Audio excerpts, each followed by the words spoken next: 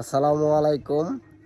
আমাদের সাথে যুক্ত আছেন আমাদের কন্টেন্ট ক্রিয়েটর, তরুণ কন্টেন্ট ক্রিয়েটর মোশারফ। তার কাছে আমরা শুনবো যে যারা নতুন কন্টেন্ট ক্রিয়েটরে আসতে চায় বা কন্টেন্ট ক্রিয়েট করতে চায় তাদের জন্য কি পরামর্শ থাকবে বা তাদের জন্য তার কি দিক নির্দেশনা থাকবে। অবশ্যই আমাদের মোশারফ, আমাদের তরুণ কন্টেন্ট ক্রিয়েটর, তিনি বলবেন। মোশারফ, তুমি বলো আসলে যারা কন্টেন্ট ক্রিয়েটর জগতে আসতে চায় তাদের জন্য কি পরামর্শ থাকবে?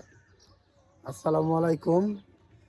এখন একটা কথা বলতে চাই, এখন যে ফেসবুকের নিয়মটা, ফেসবুকে কোনো ইনকাম নাই। আর যারা আসতেছে অবশ্যই কিন্তু একটু মানবিক কাজ করতে চা। মানবিক কাজটা কিন্তু নিজের পকেট থেকে না, আপনি ফেসবুক থেকে কিছু পাইলে কিন্তু একটা মানুষের, দুইটা মানুষের দিয়ন যা আমাদের উচিলে কিন্তু এই দুই একটা পরিবার চলতে পারে। আর এখন কিন্তু ওই ইনকামটা নাই, এতটুকু বলতে চাই। আসলে যারা কন্টেন্ট ক্রিয়েটর জগতে আসতে চান বা ক্রিয়েট করতে চান তাদের জন্য অবশ্যই পরামর্শ থাকলো ভাইয়ের যে অধিকাংশ ইয়াং জেনারেশন মানবিক কাজে নিয়োজিত থাকে, এবং আসলে বর্তমানে ফেসবুকের ইনকাম খুবই কম।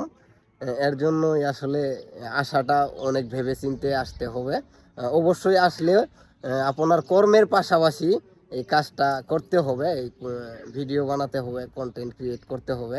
পরামর্শ থাকবে একটাই, আসলে কোনো সমস্যা নেই, কিন্তু কাজের পাশাপাশি আসতে হবে। অ্যান্ড বেশিরভাগ ইয়াং জেনারেশন পোলাপান মানবিক কাজে নিয়োজিত থাকে, এটার জন্যই আসলে আমি আরও বেশি আসতে বলি। কারণ ফেসবুকে যা ইনকাম করে মানুষের, গরিব দুঃখী অসহায় মানুষের মাঝে বিলিয়ে দেয় বা বিতরণ করে, তাদেরকে সহযোগিতা করে। এটাই পরামর্শ থাকলো। আমাদের মোশারফ পরামর্শ দিল, আমি দিলাম। যারা ইয়াং জেনারেশন আসতে চান অবশ্যই আসবেন এবং ভিডিও বানাবেন। ইয়াং জেনারেশন বর্তমানে যারা কন্টেন্ট ক্রিয়েট করে তারা মানবিক কাজে নিয়োজিত থাকে এবং মানুষের পাশে থাকে। বর্তমানে ফেসবুকের ইনকাম কম, ইনশাল্লাহ হয়তো কিছুদিনের মধ্যে বাড়তে পারে, আশা করা যায়। ধন্যবাদ সবাইকে। আমাদের ভিডিওটি অবশ্যই শেয়ার করবেন। মোশারফ, আরও কিছু বলার আছে? না, সবাই শেয়ার করবেন ভিডিওটা। ধন্যবাদ সবাইকে।